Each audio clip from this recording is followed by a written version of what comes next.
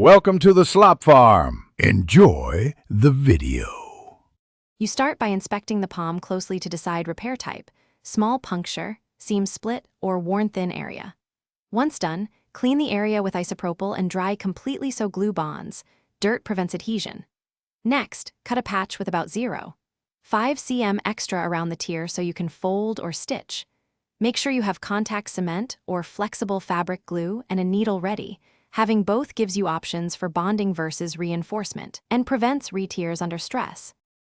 You lay the patch over the tier and test fit, trimming edges and rounding corners to reduce lifting during play.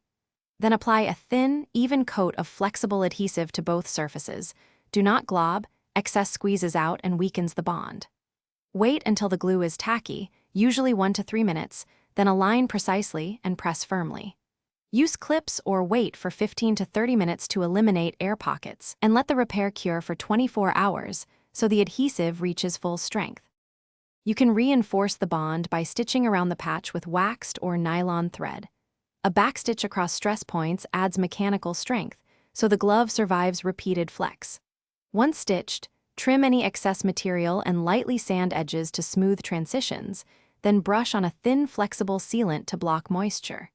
If the patch peels later, reapply heavy-duty contact cement, press with heat if recommended, and add an external overlay patch for added durability.